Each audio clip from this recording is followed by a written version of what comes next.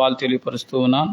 ఈరోజు ప్రత్యేకంగా మా ఆహ్వానాన్ని మన్నించి వచ్చిన సోదరుడు రామారావుకు కూడా సంఘపక్షాన్ని ప్రత్యేక వందనాలు తెలియపరుస్తున్నాను. పిల్లరా, రండి వాక్యాన్ని విందాం. కీర్తన గ్రంథం 35వ కీర్తన 13వ వచనాన్ని మనం ధ్యానం చేసుకుందాం. కీర్తన గ్రంథం 35వ కీర్తన దావీదు రాసిన కీర్తన 13వ వచనాన్ని నేను చదువుతాను. దయచేసి మీరు కూడా చూడాలని కోరుతా ఉన్నాను. వారు వ్యాధితో నున్నప్పుడు గోనె పట్ట కట్టుకుని ఉపవాసం చేత నా ప్రాణమును ఆయాసపరుచుకుంటుని. ప్రార్థన చేసుకుందాం. దయాళుడు అయిన తండ్రి, నీ ఘనమైన నామమును వందనాలు. వ్యాపారమైన ప్రేమ చేత మమ్మల్ని ప్రేమించి ఈ చక్కని సమయాన్ని మాకు ఇచ్చారు నాయన. ఈ దినం ప్రభువా, మరి ప్రతి నెల 3వ శుక్రవారం జరిగే ఉపవాస ప్రార్థనతో పాటు నా తండ్రి, నీ బిడ్డలైన వారిద్దరు మీరు రక్షించుకున్నారు.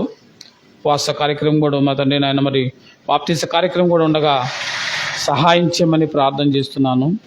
ఈ సమయంలో ఉపవాసాన్ని గురించిన, ప్రార్థన గురించిన, మొరపెట్టడం గురించిన కొన్ని సంగతులు ఈ లేఖనాల ద్వారా మేము తండ్రి నేను అనుభవిస్తుండగా అల్పుడైన నన్ను మరుగు చేసి జీవం కలిగిన నీ మాటలు మీరు నా నోట నుంచి వచ్చిన బిడ్డలతోనూ నాతోనూ మాట్లాడమని ప్రార్థన చేస్తున్నాను. విన్న బిడ్డలు, మందిరంలో వింటున్న బిడ్డలు, ఆయా ప్రాంతాల్లో ఉన్న బిడ్డలు, అలాగే లైవ్లో వింటున్న బిడ్డలందరినీ దీవించి ఆశీర్వదించమని, మరి ముఖ్యంగా ఈ దినం బాప్తిసాలకు సిద్ధపడ్డ ఎవరి బిడ్డలిద్దరిని దీవించమని యేసుక్రీస్తు నామంలో అడుగుతున్నాను తండ్రి, ఆమేన్. పిల్లరా, మరి ఈ చక్కని సమయాన్ని బట్టి ప్రభుని ఎంతో స్తుతిస్తూ ఉన్నాను, సంతోషిస్తూ ఉన్నాను. ఎందుకంటే ఇంకా మనం కొద్ది దినాల్లో మన ముందుకు ఒక్క నెల మాత్రమే ఉంది. ఈ 2025 సంవత్సరం గడిచిపోబోతూ ఉంది. ఈ నవంబర్ నెలలో కూడా ఇప్పుడు తారీఖు 21 కాబట్టి ఇంక మన ముందు 10 రోజులే ఉన్నాయి. కనుక అటు ఇటు చూస్తే మొత్తం కలిపి ఒక 40 రోజుల్లో మనం 2025 సంవత్సరం క్యాలెండర్ అయిపోతుంది. ప్రతి సంవత్సరం దేవుడు ఏదో ఒక రూపంగా ఈ సంఘం ప్రారంభించినప్పటి నుండి ఏ సంవత్సరం మనం ఖాళీకి లేకుండా దేవుడు మహాకృపను బట్టి వాక్యం ద్వారా రక్షించబడుతూనే ఉన్నారు. 2023లో మొట్టమొదట ఈ సంఘంలో 2 సహోదరులు బాప్తీసం తీసుకున్నారు.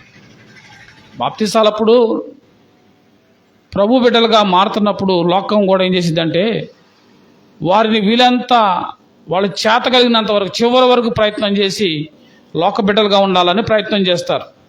జాగ్రత్తగా వినాల. లోకం సాతాను యొక్క ఆలోచన ఏంటంటే, మీరు ప్రభువుని నమ్ముకుంటే, మారు మనసు బాప్తీసం పొందితే ఇక మీరు లోకం నుంచి వేరయ్యారు కాబట్టి మీరు వేరవ్వకూడదు అనే ఉద్దేశంతో అపవాది తాను శక్తి వంచన లేకుండా ప్రయత్నం చేసి మిమ్మల్ని బాప్తీసం దాకా వెళ్లకుండా అనేక మంది ప్రయత్నం చేస్తారు, చేస్తూనే ఉన్నారు, చేస్తారు. అది మనం గత కాలంలో పాఠాలు మనం నేర్చుకున్నాం. 2023లో 2 బాప్తీసాలు తీసుకున్నప్పుడు ఎన్ని శోధనలు వచ్చినాయి, ఎన్ని ఇబ్బందులు వచ్చినాయి. అయినా సంఘం ఆసక్తితో ప్రార్థన చేసింది కనుక ప్రభు సహాయం చేశాడు. ఒక వ్యక్తిని రక్షించుకునేది దేవుడు, ఒక వ్యక్తి మారుమనసు పొందేది దేవుని చేత. కాబట్టి దేవుణ్ణి అడ్డగించి దేవుని పని ఆపాలనుకుంటే అది అవివేకం తప్పితే మరొకటి లేనే లేదు. అలాగే 2024లో మనం మరి 3 బాప్తీసాలు ఇచ్చాం.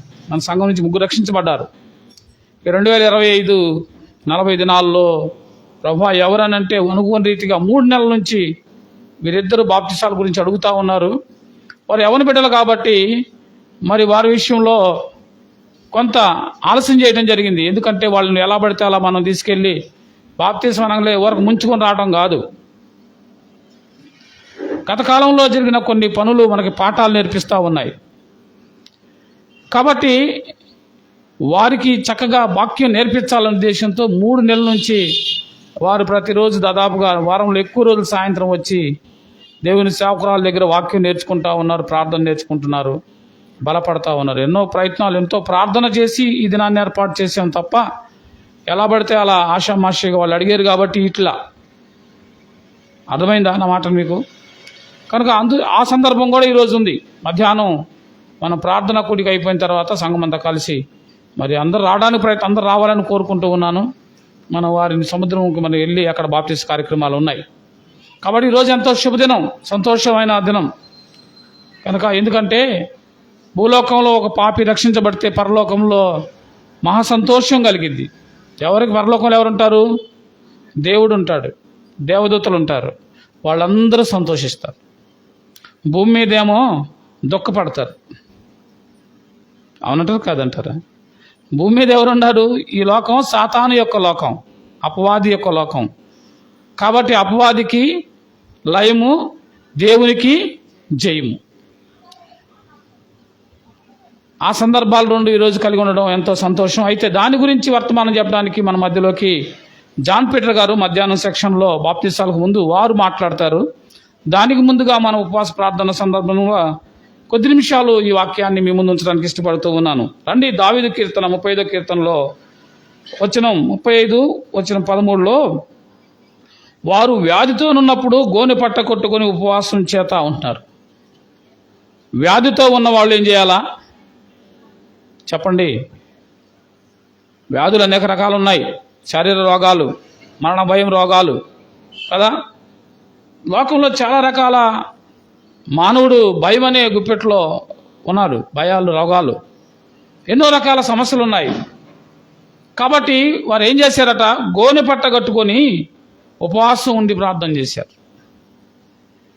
మరి మనమేం కూడా కట్టుకోవాలా? పాత నిబంధనలో ఈ ఉపవాస ప్రార్థన గురించి ఇలాంటి సందర్భాలు మనం చాలా చూస్తాం. గోనె పట్ట కట్టుకోవటం, ఉపవాసం ఉండటం, అలాగే మరి బూడిదలో కూర్చోవటం, బూడిద పోసుకోవటం, ఇవన్నీ మనకు కనపడతాయా లేదా? రండి, యోనా గ్రంథంలో ఈ సంగతి మీకు గుర్తు చేస్తాను. యోనా గ్రంథంలో వాళ్ళు అన్యులు. ఇప్పుడు మనం చదువుకున్న వాళ్ళు యూదులు, కానీ ఇప్పుడు చదువుకోబోతున్న యోనా గ్రంథంలో అన్యులు. ఆ యోనా గ్రంథంలో ఉన్న ఆ నినివే పట్టణం యొక్క స్థితి, వారికి ఆ పట్టణానికి దుర్గతి పడుతుందని దేవుడు యోనాని వెళ్ళి ప్రకటించమన్నాడు. వారి పాపాల విషయంలో ఆ పట్టణంలో అంతా పాపం పెరిగిపోయింది. 762 పేజీ నాకు చూడండి, తర్వాత చదువుతాను కానీ. కాబట్టి ఆ పట్టణానికి దుర్గతి కలుగుతుందని యోనాను ప్రకటించమన్నాడు. యోనా వెళ్ళాడు, కొన్ని అడ్డంకులు చెప్పాడు. యోనా వెళ్ళి కొన్ని మన పని చేయకుండా ఉన్నాడు. ఇవన్నీ మనకు తెలుసు. కానీ తర్వాత వారు ప్రకటన విన్న తర్వాత, ఆ తర్వాత యోనా చేత దేవుడు ప్రకటించబడిన తర్వాత వాళ్ళు ఏం చేశారు అని చూస్తే గొప్ప ఉపవాస ప్రార్థన అక్కడ జరుగుతూ ఉంది. ఎంత గొప్ప ఉపవాస ప్రార్థన జరుగుతుంది అని మనం చూసినట్లయితే రండి, 3వ అధ్యాయంలో వచ్చిన 3. కాబట్టి యోనా లేచి యెహోవా సెలవిచ్చిన ప్రకారము నినివే పట్టణము గొప్పదైన 3 దినముల ప్రయాణమంతా పరిమాణము గల ఉన్నంత దూరము సంచరించుచు ఇక 40 దినములు నినివే పట్టణము నాశనమగునని ప్రకటన చేయగా, నినివే పట్టణ వాసులు దేవుని యందు విశ్వాసముంచి ఉపవాసం ఉండి ఏం చేశారు? గనులేమి అల్పులేమి అందరూ గోనె పట్ట కట్టుకొనిరి. ఆ సంగతి నినివే రాజునకు వినబడినప్పుడు అతడు తన సింహాసనం మీద నుండి దిగి తన రాజవస్త్రములు తీసివేసి గోనె పట్ట కట్టుకొని బూడిదలో కూర్చుండెను. మరియు రాజైనను తానును ఆయన మంత్రులను ఆజ్ఞేయగా, ఒకవేళ దేవుడు మనసు తిప్పుకొని పశ్చాత్తాపుడై మనలను లయ కాకుండాట తన గొప్ప కోపాగ్ని చల్లార్చుకొనును గనుక మనుషులు ఏదియు పుచ్చుకొనకూడదు. పశువులు కానీ, ఎద్దులు కానీ, గొర్రెలు కానీ మేత మేయకూడదు, నీళ్లు తాగకూడదు. మనుషులందరూ తమ దుర్మార్గములను విడిచి తాము చేయు బలాత్కార్యమును మానివేలును. మనుషులేమి పశువులేమి సమస్తమును గోనెపట్ట కొనుకొనును.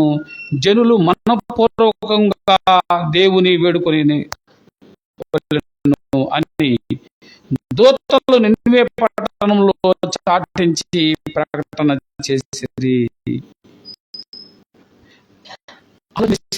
ఉపవాస ప్రార్థనకే ఏదో ఉపవాస పండగలు మనం బిర్యానీ తినడం కాదు, తినడం తప్పని అనలేదు. కానీ అసలు యథార్థమైన ఉపవాసం దేనికి చేయాలి? ఉపవాస ప్రార్థన దేని కొరకు ఆలోచన చేశారా? ప్రార్థనలు చాలా ఉన్నాయి, ప్రార్థనలు చాలా రకాలు ఉన్నాయి. ప్రార్థన ఉంది, మొరపెట్టడం ఉంది కదా, అలాగే విజ్ఞాపన ఉంది, అలాగే ఉపవాసం ఉంది. ప్రార్థనలో చాలా రకాల ప్రార్థనలు ఉన్నాయి. అన్ని ప్రార్థనలు ఒక రకం కాదు. విజ్ఞాపన ప్రార్థన అంటే ఇతరుల కొరకు చేసేది. ఆపదలో, బాధలో, ఇబ్బందులు ఉన్నవారికి, రక్షణ లేని వారికి ఇతరుల కొరకు చేసే ప్రార్థన విజ్ఞాపన ప్రార్థన అంటారు. జనరల్గా ప్రార్థన అంటే దేవుణ్ణి అడగడం అని అర్థం. ఇక మొరపెట్టడం అని అంటే మనకున్న పరిస్థితిని బట్టి, అంటే ఆపద మొరపెట్టడం ఎప్పుడనంటే హఠాత్తుగా ఆపద ముంచుకొచ్చినప్పుడు ఆ ఆపద నుంచి తప్పించబడ్డానికి మొరపెట్టడం లేక కేక వేయడం జరిగింది. యెహోషాపాతు జీవితంలో కూడా ఆపద ముంచుకొచ్చినప్పుడు మొరపెట్టిన పరిస్థితులు చూస్తాం. బైబిల్లో చాలామంది రాజులేమి అనేక మంది హఠాత్తుగా వచ్చి పడిన ఆ యొక్క కష్టాన్ని బట్టి వాళ్ళు మొరపెట్టి వారు గొప్ప ఆదరణ పొందుకున్నారు. మీరు అర్థం చేసుకున్నారా? ప్రార్థన అంటే అర్థం దేవుణ్ణి అడగడం. చెప్పండి, ప్రార్థన అంటే అడగడం, ఎవరినైనా అడగడం కదా. మనం జనరల్గా కూడా ఒక కలెక్టర్ కానీ ఒక ఎమ్మెల్యే కానీ లెటర్ పెట్టుకుంటాం, అయ్యా మాకు గృహం లేదు, లేకపోతే పెన్షన్ కావాలి, లేకపోతే ఫలానా మాకు డ్రైనేజీ ప్రాబ్లం ఉంది, కరెంటు కావాలి అడిగినప్పుడు చివరిలో ఏం చెబుతాం? ఇట్లు తమ విధేయులు, లేకపోతే ప్రార్థన అడుగుతాం కదా, ప్రార్థన చేస్తున్నాం అంటాం. ప్రార్థన అంటే అడగడం అని అర్థం, గుర్తుపెట్టుకోవాలి మీరు.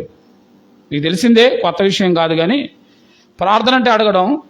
ఆ తర్వాత మొరపెట్టడం అని అంటే ఆపద అన్ఎక్స్పెక్టెడ్గా వచ్చి పడిన ఆ సమస్యను బట్టి వెంటనే జరగాలి, పని వెంటనే జరగాలి కనుక, లేకపోతే ఏమైంది? ఆపద వచ్చి పైన పడిపోయింది కదా.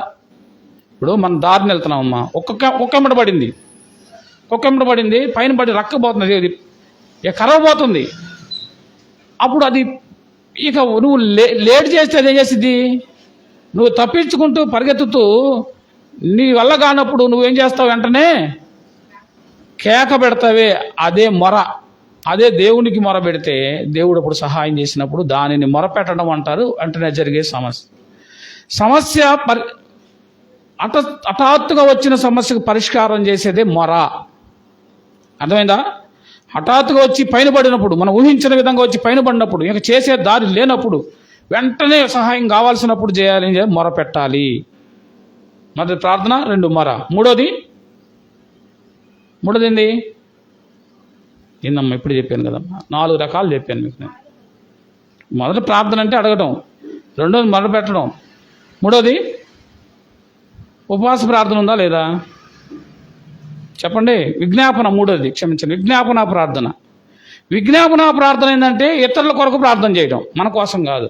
విజ్ఞాపన ప్రార్థనలో రక్షణ లేని వారి కొరకు ప్రార్థన చేయటం, సమస్యలు ఉన్నవాళ్ళు, ఇబ్బందులో ఉన్నారు వారి కొరకు మనం ఏం చేయాలా? మన శత్రువుల కొరకు ప్రార్థన చేయాలి, ఇబ్బందులో ఉన్న కొరకు ప్రార్థన చేయాలి. ఇతర కొరకు చేసే ప్రార్థన విజ్ఞాపన ప్రార్థన. 3 ప్రార్థనలు చెప్పాను. నాలుగోది ఉపవాస ప్రార్థన. ఉపవాస ప్రార్థన గురించి పాత నిబంధనలో చాలా విషయాలు ఉన్నాయి. పాత నిబంధనలో ఉపవాస ప్రార్థనని ఏ విధంగా చేశారో మనం ఇప్పుడు నిన్నెవె పట్టణంలో చూసాం, అలాగే దావీదు రాసిన 35వ కీర్తనలో చూసాం, అలాగే దానియేలు గ్రంథాలలో చూస్తాం. ఇలా చాలా పాత నిబంధనలో చాలా చోట్ల మనకి ఈ ఉపవాస ప్రార్థన విషయంలో వాళ్ళు గోనె పట్ట కట్టుకోవటం, బూడిదలో కూర్చోవటం, బూడిద పైన పోసుకోవటం అంటే చూస్తూ ఉన్నాం. మీరు గమనించాలి, పాత నిబంధన అంతా కూడా లిటరల్గా కంటికి కనబడే విధంగా చేసిన భక్తి అది. అర్థమైందా? సొలొమోను ధూపం వేశాడు, బలులర్పించాడు. అబ్రహాము ధూపం వేశాడు, బలిపీఠాలు కట్టాడు కదా. ఇస్సాకు ఏం చేశాడు? బావులు తవ్వించాడు. యాకోబు ఏం చేశాడు? స్తంభాలు నిలబెట్టాడు. ఇవన్నీ దేని గుర్తుగా ఉందంటే ప్రార్థన. బలిపీఠం అంటే ప్రార్థన. అంటే అవన్నీ కూడా పాత నిబంధన అంతా కూడా ఛాయారూపంగా మనకి ఎదురుగా కనిపించే విధంగా దేవునికి ఆరాధన చేశారు, ప్రార్థన చేశారు. ఒక దృశ్య రూపంగా జరిగిన సంగతులు పాత నిబంధనలో. కొత్త నిబంధనలో అలా కాదు. కొత్త నిబంధనలో మన బలిపీఠం కట్టాల్సిన అవసరం లేదు. బలి ఇవ్వాల్సిన అవసరం లేదు కదా. ఎందుకు? యేసు ప్రభువే ఆయన ఏమైపోయాడు? బలైపోయాడు. తను తానే అర్పణగా కదా, బలిగా అర్పించి ఉన్నాడు. ఇప్పుడు నీవు ఆ దేవునికి మనకున్న ఆ తెర అడ్డుగా లేదు, ఇప్పుడు అది తొలగిపోయింది, రెండుగా చీలిపోయింది. ఇప్పుడు దేవునితో మనం డైరెక్ట్గా మాట్లాడవచ్చు. కాబట్టి పాత నిబంధనలో విధానాన్ని కొన్ని మాటలు తీసుకొచ్చి నేటి దిన క్రైస్తవ సమాజం ఏం చేస్తుందంటే వాళ్ళ అవసరాలకు తగ్గట్టుగా తెలిసి తెలియని జ్ఞానంతో, బైబిల్ జ్ఞానం పరిజ్ఞానం లేక ప్రజల్ని తప్పుదారి పట్టిస్తున్నారు. చివరికి ప్రార్థనలు కూడా ఏం చేశారంటే ఉపవాస ప్రార్థన మంచిదే. అసలు ఉపవాస ప్రార్థన అనే మాట మనం బయటికి చెప్పేది కాదు అని బైబిల్ చెప్తుంటే, అసలు ఉపవాస పండగలని, ఉపవాస ఉత్సవాలని కదా, ఉపవాస మహోత్సవాలని, ఉపవాసం అసలు చెప్పకూడదురా బాబు అని బైబిల్ చెప్తుంది. నువ్వు ఉపవాసం ఉండే సంగతి మీ ఇంట్లో వాళ్ళు కూడా తెలియకూడదు. అవునంటారా కాదంటారా? చెప్పండి. నువ్వు పాత నిబంధనలో ధర్మశాస్త్రం కింద ఉన్నావా, నూతన నిబంధనలో కృపలో ఉన్నావా? ఈ విషయాన్ని ముందు నువ్వు అర్థం చేసుకోవాలి. నేను కృపలో ఉన్నాను కానీ నాకు ధర్మశాస్త్ర పద్ధతులు బాగున్నాయి. ధర్మశాస్త్ర పద్ధతులు బాగుంటే ధర్మశాస్త్ర ప్రకారం నువ్వు చేయాల్సినవి చాలా ఉన్నాయి. యేసుక్రీస్తు కాకుండా నువ్వు రక్షించబడాలంటే జరిగే పనే కాదు. ఎన్నో ఆచారాలను సున్నత చేయబడాలి, దూపాలు వేయాలి, బలులు అర్పించాలి, గోని పట్ట కట్టుకోవాలి, బుడిదలో కూర్చోవాలి, బుడిది పోసుకోవాలి. అర్థమైందా? పాత నిబంధన పద్ధతిని నిజంగా నువ్వు పాటించాలంటే అది ఆషామాషా కాదు. కృపలో ఉన్నాం కనుక కృప ద్వారా రక్షించబడుతున్నాం. పాత నిబంధనలో ఉన్న విషయాలు తీసుకొచ్చి పెట్టుకొని నీ అవసరాన్ని బట్టి నీకు అవసరమైంది పెట్టుకుంటే కుదరదు. ఇక్కడ చేస్తే నువ్వు అటైనా చేయి, ఇటైనా చేయి. అటు చేస్తే లేదు, అవకాశమే లేదు. కానీ కొన్ని మాటలు తీసుకొచ్చి అక్కడ కొంచెం తీసుకొచ్చి ఇక్కడ కొంచెం తీసుకొచ్చి అతికించుకొని ప్రజల్ని తప్పుదారి పట్టిస్తున్నారు, ప్రజల్ని మోసం చేస్తున్నారు. జాగ్రత్త. మోసపోకుడి దేవుడు వెక్కిరించబడడు. అసలు అడిగేవాళ్ళు లేరు. అడగటానికి మనకు తెలిస్తే కదో, మనం ఎప్పుడైనా బైబిల్ చదివితే కదో. పెట్టొచ్చా ఉపవాస పండుగలని, పెట్టొచ్చా ఉపవాస మహోత్సవాలని, పెట్టొచ్చా ఉపవాసాల గురించి ఫ్లెక్సీలు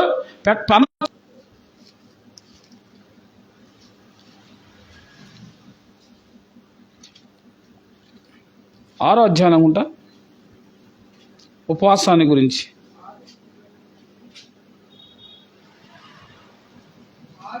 ఆరో అధ్యాయం అండి. 6వ అధ్యాయం 16వ వచనం నుండి ఉన్నది, దయచేసి చదువుతాను చూడండి. మీరు ఉపవాసం చేయనప్పుడు వేషధారుల వలె దుఃఖముఖలై ఉండకుడి.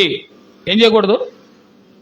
ఉపవాసం చేస్తున్నాం కదా అని ఉత్సవాలని, పండగలని, మహోత్సవాలని, ఫ్లెక్సీలని పెట్టుకొని జనం అందరూ కలిసి ఈరోజు మా సంఘంలో ఉపవాస ప్రార్థన రెండక్క అని కేకలేసి పిలుచుకునేది కాదు ఇది అని కొత్త నిబంధనలో యేసు ప్రభు చెప్తున్న మాట నా మాట కాదు. పాత నిబంధనలు అయితే ఉంది. ఎందుకు? రాజు చాటించాడు, దేశమంతా కూడా ఉపవాసం ఉండాలి, పశువులు కూడా ఉండాలి, గొడ్లు కూడా ఉండాలి కదా, గోని పట్ట కట్టుకోవాలని ఆయన కూడా గొడ్డలు తీసి చాటించాడు. ఎవరు? నినివే పట్టణం రాజు.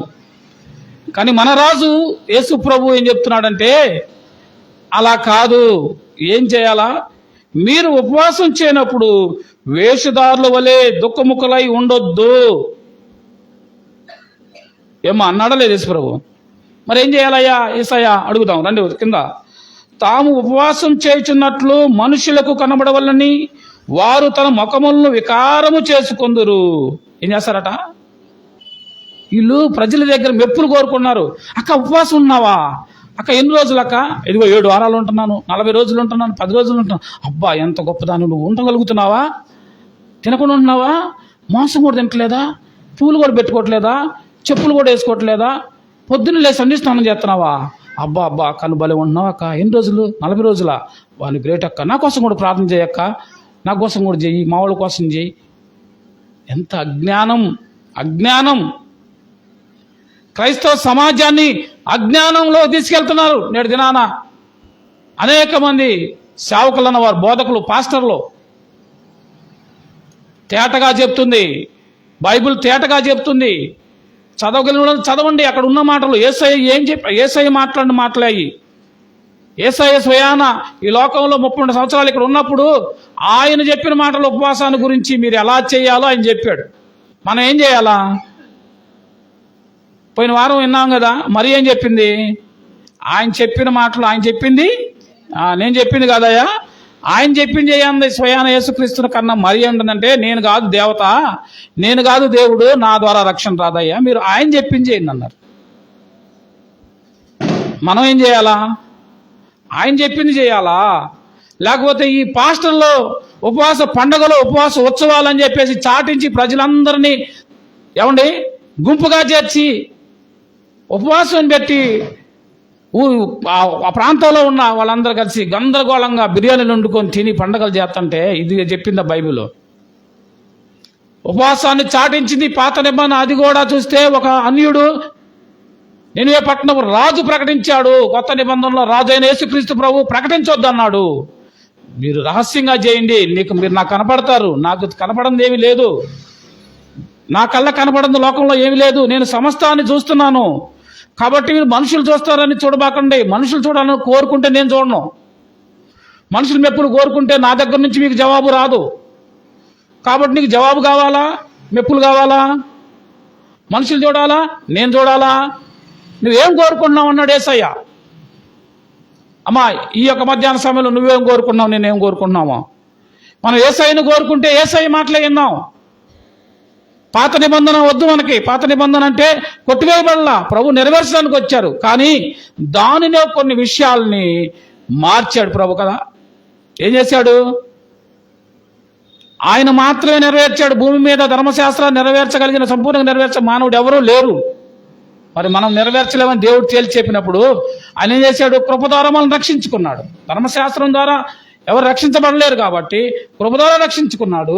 కాబట్టి మీరు ప్రార్థన చేసేటప్పుడు, మరి ముఖ్యంగా ఉపవాస ప్రార్థన చేసేటప్పుడు ఎవరికి చెప్పినా ఆ ఉపవాసం చెల్లదు. మీరు ఉపవాసం చేసినట్టు మీరు గనక ముఖాలు ఏమండి వేదగా జారేసుకొని పెట్టుకొని అందరికి దొరికిపోయారంటే చెల్లదు. దేవుడు మాత్రమే చూడాలి, దేవుడు మాత్రమే జవాబు ఇవ్వాలి అని మాత్రమే కోరుకుంటే నీ ఉపవాసం ఫలించిద్ది. కింద ఏం చెప్తున్నాడు చూడండి. ముఖములు వికారము చేసుకొందురు, వారు తమ ఫలమును పొంది ఉన్నారని మీతో చెప్పాడు. ఇక్కడే పొందేశారు. అక్క నువ్వు భలే చేస్తున్నావు అనగానే వాళ్ళు మెచ్చుకున్నారు, అయిపోయింది. అయితే 17 చూద్దాం. ఉపవాసం చేయుచున్నట్లు మనుషులకు కనబడవలని కాక రహస్యమందున్న నీ తండ్రికే కనబడవలని నీ ఉపవాసం చేయనప్పుడు నీ తలంటుకొని నీ ముఖం కడుక్కొనుము, అప్పుడు రహస్యమందు చూచుచున్న నీ తండ్రి నీకు ప్రతిఫలము. అది తలకు పోసుకొని మొహం కడుక్కొని ఎందుకు చెప్తున్నాడు? ఉపవాసం ఉన్నామని చెప్పేసి చింపురు చుట్టేసుకొని మొహం జారేసుకొని ఉండొద్దమ్మా, వాళ్ళు కనిపెడతారు, వాళ్ళకి దొరకబాక. చక్కగా తలస్నానం చేసి చక్కగా మొంగడుకొని మంచి బట్టలు వేసుకొని హ్యాపీగా వచ్చి చక్కగా ప్రార్థన చేసుకో, నీ ప్రార్థన నేను వింటాను, దానికి జవాబిస్తాను అంటున్నాడండి. ఇదండి ఉపవాస ప్రార్థన. ఇలాంటి ప్రార్థన చేద్దాం మనం. నినివే పట్టణస్థులు ప్రచారం చేసిన ప్రార్థన మనకొద్దు. అది ప్రచార ప్రార్థన, ఇది ఉపవాస ప్రార్థన. నా మాటలు మీకు అర్థమవుతున్నాయా కదా? దానియేలు గ్రంథంలో మరొకటి ఉంది, 9:3. దానియేలు గ్రంథం 9వ అధ్యాయం 3వ వచనంలో మరొక నుంచి చదువుకుంటే ఇంకా బాగుంటుంది. మాదీయుడగు అహష్వేరోషు యొక్క కుమారుడైన దర్యావేషు కల్దీయులపై రాజాయను. అతని ఏలుబడిలో మొదటి సంవత్సరం మందు దానియేలు నేను యెహోవా తన ప్రవక్తయగు ఇర్మియాకు సెలవిచ్చిన తెలియజేయనట్లు యెరూషలేము పాడుగా ఉండవలసిన 70 సంవత్సరములు సంపూర్తి అవుతున్నవని గ్రంథములో గ్రహించి ఇతిని. అంతటా నేను గోనె పట్ట కట్టుకొని ధూళిపైన వేసుకొని ఉపవాసం నుండి ప్రార్థన విజ్ఞాపనలు చేయుటకై ప్రభువు దేవుని ఎదుట నా మనసును నిబ్బరము చేసుకుంటుని. నేను నా దేవుడైన యెహోవా ఎదుట ప్రార్థన చేసినప్పుడు ఏమనగా, ప్రభువా మహాత్యము కలిగిన భీకరుడవగు దేవా, నీ ఆజ్ఞను అనుసరించి నడుచుకున్న ఎడల నీ నిబంధనను నీ కృపను జ్ఞాపకం చేయువాడా, మేమైతే నీ దాసులము ప్రవక్తలను నీ నామమును బట్టి మా రాజులను మా అధిపతులను మా పితరులను యోదయ దేశ అందరికీ చెప్పిన మాటలను ఆలకింపక నీ ఆజ్ఞలను విధులను అనుసరించుట మాని పాపమును దుష్టులనైనా చెడుతనమును ప్రవర్తించుతూ తిరుగుబాటు చేసినారు. ప్రభువా, నీవే నీతిమంతుడు, మేమైతే సిగ్గుచేత ముఖ వికారము చేసిన వారము. మేము నీ మీద తిరుగుబాటు చేసితిమి, దాన్ని బట్టి నీవు సకల జనులకు మమ్మల్ని తరిమివేశావు, సకల దేశాలకి. ఏమన్నాడు? దానియేలుకి ఇర్మియా ద్వారా దేవుడు చెప్పిన ఆ ఒక ప్రకటన దానియేలు మాట్లాడుతూ ప్రార్థన చేస్తున్నాడు. ఎలా ప్రార్థన చేస్తున్నాడు? ఏమండి, ఉపవాసం ఉన్నాడు కదా. అంతటా నేను గోనెపట్ట కట్టుకొని ధూళి తలపై పోసుకొని ఉపవాసం ఉన్నాడు. ఎవరండి? దానియేలు. ఎవరు అసలు? దానియేలు దేవదూతల భాషను గ్రహించగలిగిన శక్తిమంతుడు. మీరు దానియేలు గ్రంథం చదివి గతంలో విన్నారు, వాళ్ళ గుర్తు చేస్తున్నా. దేవదూతల భాషను గ్రహించగలిగిన శక్తి, దేవుని మాటలు గ్రహించగలిగిన వాడు, దేవుని దగ్గర నుండి ఆ దర్శనాల యొక్క కళా భావాలను చెప్పగలిగిన వాడు, దేవుని కొరకు ప్రత్యేకంగా తన బాల్యదినం నుండే దేవుని కొరకు నమ్మకంగా రోషంగా ఉన్నవారు, రాజుని భోజనాలకి ఆశపడకుండా నిలబడినవాడు, ముమ్మారు యెరూషలేము వైపు కిటికీ వైపు తలుపు తీసి ప్రార్థన చేసేవాడు, దేవునితో సహవాసం కలిగినవాడు, రాజు పెట్టిన పరీక్షలో నిలబడి సింహాలను మౌనంగా ఉంచినవాడు. ఆలోచన చేశారా? దానియేలు ప్రార్థన చేస్తున్నాడు. ఎలాంటి ప్రార్థన? గోనెపట్ట కట్టుకొని బూడిద పోసుకొని తన జనుల కొరకు ప్రార్థన విజ్ఞాపన అనే మాట అక్కడ చూస్తాం. ఎందుకంటే విజ్ఞాపన అంటే ఆయన చేసిన తప్పును బట్టి కాదు, వాళ్ళ పితరులు చేసిన తప్పు, వాళ్ళ చేసిన తప్పుని ఆయన తప్పుగా భావించి ఆయన కూడా చేసినట్టుగా ఒప్పుకుంటున్నాడు. విజ్ఞాపన అనే మాట అక్కడ కనిపించిందా లేదా? ఏమ్మా చూడండి, వచ్చిన 3లో అంతటా నేను గోనెపట్ట కట్టుకొని ధూళిపై వేసుకొని ఉపవాసుండి ప్రార్థన, తర్వాత అది ఆ మాట కోసం ప్రార్థన, విజ్ఞాపన అంటే ఇతరుల కొరకు, వాళ్ళ పితరులు చేసిన తప్పులు, వాళ్ళ చేసిన తప్పుల కొరకు ఎవరు ప్రార్థన చేస్తున్నారు? దానియేలు బూడిద పోసుకొని గోనెపట్ట కట్టుకొని ప్రార్థన చేశారు. ఆలోచన చేశారా? ఇక చెప్పుకుంటూ పోతే పాత నిబంధనలో ఇలాంటి గోనెపట్ట కట్టుకోవటాలు, బూడిదలు పోసుకోవటాలు, బూడిదలో కూర్చోటాలు చాలా ఉన్నాయి, నేను కాదంటలా. కానీ నూతన నిబంధన విశ్వాసిగా నీవు అలా చేయాల్సిన అవసరం లేదని వాళ్ళకి తెలుసా లేదా? మరి ఉపవాస పండుగలు చేసేవాళ్ళు గోనెపట్ట ఎందుకు కట్టుకోవట్లేదు? ఇప్పుడు అడిగారు మీరు? ఏమో అడగొచ్చు కదా. ఉపవాస పండుగలని పాత నిబంధనలో చేస్తున్నారు, ఉపవాస ఉత్సవాలని చేస్తున్నారు, మనం ఫ్లెక్సీలు వేసుకొని బిర్యానీ వండుకొని బ్రహ్మాండం చేసుకుంటున్నాం కదా. మరి వాళ్ళు అది చేసి దాంతోపాటు వాళ్ళు గోనెపట్ట కట్టుకున్నారే, మనం గోనెపట్ట కట్టుకోలేదే. వాళ్ళు బూడిదలో కూర్చున్నారే, మనం కూర్చోలేదే. వాళ్ళు బూడిద పోస్తున్నారు, మనం చేయలేదే. అంటే నీకు అవసరమైన బిర్యానీ వండుకోవటానికి మాత్రం కావాలి, నీకు అవసరానికి ఫ్లెక్సీలు వేసుకోవటానికి, జనానికి తెలియటానికి కావాలి. అందుకే అంటున్నాడు ప్రభు, ఇవన్నీ గ్రహించే ఆయన ఏం చేస్తున్నాడు? మత్తయి సువార్త 6వ అధ్యాయంలో మీరు ప్రజల మెప్పు కొరకు చేయొద్దు, ప్రతిఫలం అనుభవించరు, ప్రతిఫలం రాదు. ఏం చేయకూడదట? ఈ మెప్పులు కోరుకునే వాళ్ళకి ఉపవాసం చేస్తున్నామని చెప్పి మెప్పులు కోరుకుని అలా చేస్తున్నారు ప్రచారం. వాళ్ళ వల్ల ప్రయోజనం లేదు. అక్కడికి మీరు వెళ్ళటం వల్ల, ఆ ఉపాసన పాల్గొనటం వల్ల, మహా వెళ్తే మీరు వాళ్ళు ఏదైనా వండిన బిర్యానీ పెడతారని వెళ్తే వెళ్ళండి, నాకేం బాధ లేదు. కానీ దేవుని దగ్గర నుంచి చేస్తున్న సహాయం రాదమ్మా. దేవుని దగ్గర నుండి సహాయం నీకు కావాలంటే మత్తయి సువార్త 6వ అధ్యాయం 13వ వచనం, 16వ వచనం, 17వ వచనంలో మీరు చదువుకుంటే దేవుడు చెప్తున్నాడు ఈ మాట. ఉపవాసం వ్యక్తిగతం. అందుకే మన బ్రదరంలో ఉపవాస ప్రార్థనని ప్రత్యేకంగా ప్రకటించం, అసలు మైకులు కూడా ప్రకటించకూడదు. అందుకే ప్రత్యేక ప్రార్థన కూడికి మనం అంటాం. ఎందుకంటే ఈ వాక్యాన్ని బట్టి అర్థం అవ్వాలి ఉద్దేశంతో ఊరికి చెప్తున్నాం. కానీ ఉపవాస ప్రార్థన అని వాస్తవంగా అయితే మనం అది ఉపవాసం అనేది వ్యక్తిగతం, గుర్తుంచుకోండి. సామూహికంగా చేసేది కాదు. సామూహికంగా అంటే సంఘంగా కూడుకున్నప్పుడు సామూహికంగా అందరూ ఎవరు వచ్చి ఉంటే ఉండొచ్చు. మరి సామూహికంగా చేయాలంటే ఏం చేయాలా? అనౌన్స్ చేయాలి కదా. ప్రభు అనౌన్స్ చేయమన్నాడా? చేయమన్నాడండి? చేయమనలా. మరి అట్టా ఉపవాస పండుగలు ప్రార్థనలు ఎట్లా జరుగుతాయి? మామూలుగా ప్రార్థనకు వస్తాం, ఎవరు అవసరం బట్టి వాళ్ళు ఉపవాసం ఉంటారు, ఎవరు అవసరం బట్టి వాళ్ళు దేవుని దగ్గర వాళ్ళు తలస్నానాలు చేస్తారు, ముఖాలు కడుక్కుంటారు, చక్కగా వచ్చి ప్రార్థన చేసుకొని దాని ప్రతిఫలం పొందుకొని వెళ్ళొచ్చు. నా మాటలు మీకు అర్థమవుతుందా? వాక్యం అమ్మ, ఆధారం మనకు వాక్యమే. ఓసాన చెప్పాడని అది తీసుకునే వద్దు. నేనే మాత్రపోడిని, నాకేం జ్ఞానం ఉంది? నేను మీ అందరికంటే కూడా జ్ఞానం లేనివాడిని. జ్ఞానవంతుడైన యేసయ్య మాటలు మాత్రం తీసుకుందాం. లోక మాటలు మనకొద్దు, లోక ఆచారాలు మనకొద్దు, లోక పద్ధతులు మనకొద్దు. జాగ్రత్తగా ఆలోచించేయండి. పాత నిబంధనలో పద్ధతి మనం వద్దు, అది మనం చేయలేము. యేసయ్య ఒక్కడే చేశాడు. అమ్మా, ధర్మశాస్త్రాన్ని సంపూర్తిగా నెరవేర్చిన మానవుడు ఎవ్వరూ లేడు, యేసయ్య తప్ప. యేసయ్య ఒక్కడే చేసి అన్నాడు, ఆయనే అన్నాడు ఎవ్వరూ లేలేడు కాబట్టి నేను ఒక్కడే చేయగలను కాబట్టి. మరి మీ పరిస్థితి ఏందని వదిలిపెట్టకుండా మనకు మారుగా ఆయన ప్రాణం పెట్టి ఆయన సంపూర్తిగా చేసి ఇప్పుడు మనకి నూతన నిబంధన ఇచ్చాడు. 27 పుస్తకాల సమూహం నూతన నిబంధన ఇచ్చాడు. నూతన నిబంధనలో పాత నిబంధన సంగతులు మనకి ఏం అవసరం అవి రాసి పెట్టాడు, వాటిని మనం ఫాలో అవ్వచ్చు. జాగ్రత్తగా మీరు అర్థం చేసుకోవాలి. లోకం మనల్ని తప్పుదారి పట్టిస్తుంది, వాళ్ళతో మనకు అనవసరం. మనకు వాక్యమే ఆధారం, వాక్యమే ముఖ్యం కదా. లూకాసు వార్త 2వ అధ్యాయం 37వ వచనాన్ని చదువుకుందాం. లూకాసు వార్త 2:37. 2:37.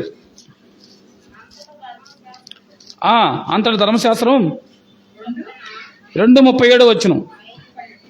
ఇక్కడ ఒక ఉందండి 36 నుండి. మరియు ఆషేరు గోత్రికురాలును పెనియేలు కుమార్తెనైన అన్నాను ఒక ప్రవక్త ఉండెను. ఆమె కన్యత్వం మొదలుకొని 7 ఏళ్ళు పెనిమిడితో సంసారం చేసి బహుకాలం గడిచినదై 84 సంవత్సరములు విధవరాలై ఉండి దేవాలయం విడవక ఉపవాస ప్రార్థనతో రేయింబగళ్ళు సేవ చేయుచుండెను. ఏమట దేవాలయంలో దేవుని పని చేస్తుంది. ఈమె వయసు 84 సంవత్సరాలు. ఈమె పెళ్ళైన 7 సంవత్సరాలకే భర్త చచ్చిపోయాడు.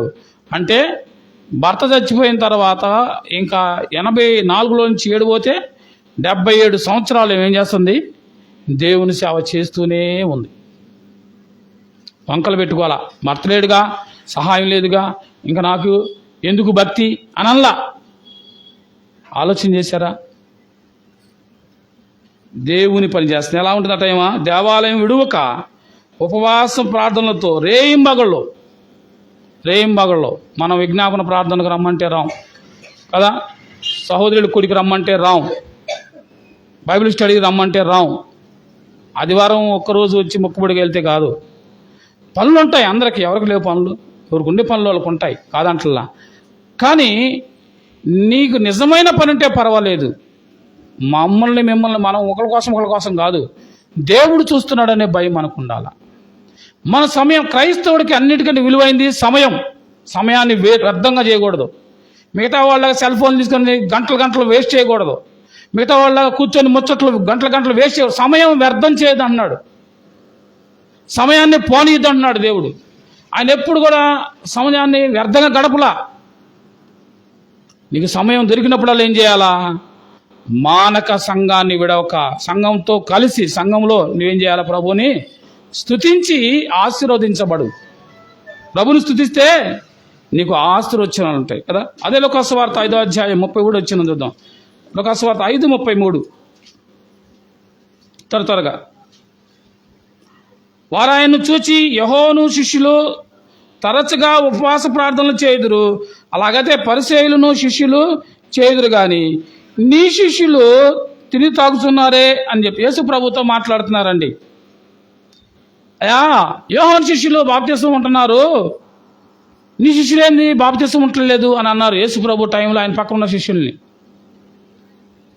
వాళ్ళు బాప్తిసం ఉండాల్సిన అవసరం ఏముంది అన్నాడు ఆయన. కింద వచ్చిన వాళ్ళు చూస్తే పెండ్లి కుమారుడు ఏమండి ఏం చేయాలి? వచ్చిన 35లో పెండ్లి కుమారుడు వారి యొద్ద నుండినప్పుడు కొనిపోకూడదు పడినప్పుడు అది ఏమ్మా పెళ్లి చేసుకుంటున్నారు, ఇంట్లో పెళ్ళి గొప్ప విందు జరుగుతుంది, అందరం పిలిచి పెళ్లి చేసుకుంటే ఉపవాసం ఉంటారా? ఉండం కదా. పెళ్లి చేసుకున్నప్పుడు ఎందుకు పిలుస్తాం?